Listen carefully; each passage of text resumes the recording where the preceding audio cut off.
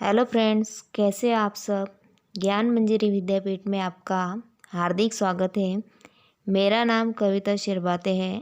आज हम पढ़ेंगे चैप्टर नंबर 3, मत बांटो इंसान को। कविता में जो भाव व्यक्त हुआ है उसे हम समझेंगे और अपने जीवन में उतारने का प्रयास करेंगे। संपूर्ण मानव जीवन एक परिवार, एक मानव परिवार है। इसमें सभी मनुष्य एक समान हैं। प्रकृति ने सभी को एक जैसा ही बनाया है।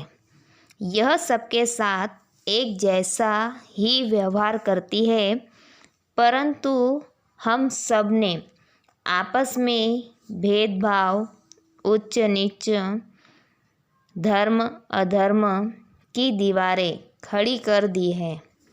इसी वजह से दुनिया में अनेक प्रकार के संघर्ष होते रहते हैं। इस कविता में विनय महाजन जी ने मनुष्य को मिलजुल कर रहने की प्रेरणा दी है। मनुष्य को किसी भी भेदभाव में न पड़ना चाहिए। हमें सभी भेदभावों को भुलाकर एकता की दृष्टि से इस संसार को देखना चाहिए। यही प्रकृति हमें निरंतर उपदेश देती रहती है। इस कविता में एकता, मिलजुल कर रहना, समानता की मूल्य समाविष्ट है। तो फ्रेंड्स, हम चलते हैं कविता की ओर।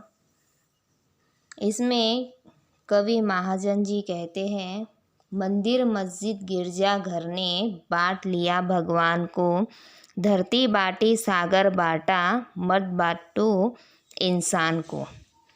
कवि दुनिया के लोगों से कहते हैं कि भगवान तो सबका एक ही है, परंतु तुमने मंदिर मस्जिद गिरजाघर का अर्थ होता है चर्च आदि अलग अलग पूजा घर बनाकर भगवान को बांट लिया है, उनका बंटवारा कर दिया है। उसी तरह अलग अलग देश बनाकर इस धरती का भी बंटवारा तुमने कर लिया है। सागर को भी अलग कर तुमने उसका बंटवारा कर लिया। अब कम से कम तुम इंसान। इसका अर्थ है धर्म, जाति, उच्च नीच, भेदभाव, रंग भेद, अर्थ भेद ने इंसान को इंसान से दूर कर दिया है। अब मनुष्य बंटवारे के कारण अकेला पड़ गया है। इसीलिए कवि ने कहा है कि सभी को मिलजुल कर रहना चाहिए। आगे राह तो शुरू हुई है, मंजिल बैठी दूर है, उजियाला महलों में बंदी, हर दीपक मजबूर है। कवि कहते हैं कि दुनिया में समानता की भावना फैलाने की अभी शुरुआत हुई है। चारों तरफ असमानता ही दिखाई दे रही है। असमानता का अर्थ होता है अमीर और गरीब। जो उच्च वर्ग के लोग हैं उनके पास सुख सुविधाएं हैं और आम व्यक्ति अर्थात गरीब व्यक्तियों के पास किसी भी तरह की कोई भी सुविधा अभी तक उपलब्ध नहीं है। उनके लिए हमें अभी बहुत प्रयास करने पड़ेंगे। बिजली की रोशनी अभी भी धनी लोगों के महलों में ही दिखाई देती है। गरीब लोगों की झोपड़ी में तो केवल दीपक ही जलते हुए दिखाई देते हैं।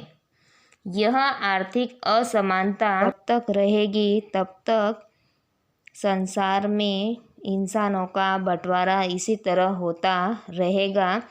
इसीलिए कवि ने कहा है कि आज भी उजियारा केवल धनी लोगों के यहाँ ही दिखाई देता है। गरीब लोग केवल मजबूरी में अपना जीवन बिताने के लिए दीपक जलाकर अपनी ज़िंदगी जी रहे हैं। तो चलो बच्चों, हम देखते हैं काव्य पंक्ति तीसरी। मिला ना सूरज का संदेशा, हर घाटी मैदान को, धरती बाटी सागर बाटा, मत बाटो इंसान को। इसका अर्थ है, कवि कहते हैं कि क्या तुम्हें सूरज का संदेशा अभी तक नहीं मिला? सूरज का संदेशा क्या है, किसी को पता है? सूर्य यह प्रकृति का एक तत्व है। हिंदू धर्म में सूर्य को भगवान के रूप में पूजा जाता है। उनकी पूजा की जाती है। सूरज की रोशनी से यह संसार चमकता है, यह संसार चलता है। तो सूरज कभी भी असमानता किसी के भी प्रति रखता नहीं है। वह तो सबको समान दृष्टि से ही देखता है, सबको समान रूप से ही प्रकाश देता है।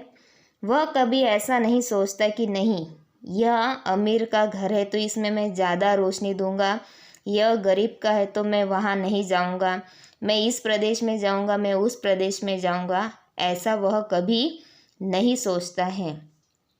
क्या अब तक सूरज का संदेशा सभी जगह पहुँचा नहीं है? सूरज का संदेशा प्रत्येक घाटी मैदान को नहीं मिला। देखते बच्चों, अभी भी हरी भरी धरती है, ऊपर नील वितान है, पर ना प्यार हो तो जग सूना जलता रेगिस्तान है। अभी प्यार का जल देना है हर प्यासी चट्टान को, धरती बाटी सागर बाटा, मत बाटो इंसान को।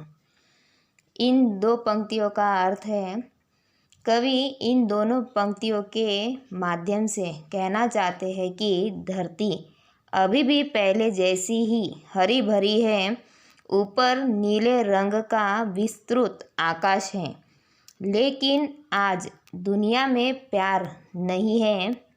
प्यार के बिना हरी भरी धरती भी एक जलते हुए रेगिस्तान के समान दिखाई देती है।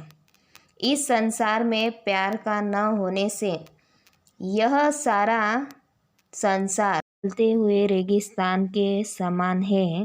कहने का अर्थ है कि हमें हर प्यासी चट्टान को, जो प्यार से विरक्त हैं, उन सबको जो प्यार के लिए तरसते हैं, उन सबके लिए प्यार का शीतल जल हम उन्हें देकर उनकी प्यास बुझा सकते हैं। चट्टान जैसे हैं, उनके हृदय को हम हरा भरा कर सकते हैं। तो बच्चों, हमें आपसी भेदभाव को मिटाकर सभी को मिलजुल कर रहना चाहिए। यही संदेश हमें प्राप्त होता है कि हम हमेशा मिलजुल कर रहें। पर यह बात कोई नहीं समझता। यदि यह बात सभी समझे तो दुनिया में सारी समस्याओं का हल प्राप्त हो सकता है। परंतु इंसान दूसरे इंसान को समझता नहीं है और समस्याएं इसी तरह से उत्पन्न होती रहती हैं। हर समस्या का हल एक ही है कि सभी लोग मिलजुल कर रहे, एक साथ रहे। आगे देखते हैं। साथ उठे सब तो पहरा हो सूरज का हर द्वार पर, हर उदास आंगन का हक हो खिलती हुई बहार पर। रौंद ना पाएगा फिर कोई मौसम की मुस्कान को, धरती बाटी सागर बाटा, मत बाटो इंसान को। तो बच्चों, इसमें कवि हमें यह कहते हैं कि यह काम केवल मेरा और तुम्हारा नहीं है, यह काम सभी लोगों का है, यह काम सभी को करना है। तभी सूरज का प्रकाश समान रूप से सभी जगह पर मिल सकेगा। जब वे एक साथ जग जाएगा, अपना दरवाज़ा खोलेगा तो सबके घरों में एक समान ही घरों में आंगन में प्रकाश आएगा। सभी जगह खुशी छा जाएगी जैसे बागों में छा जाती हैं।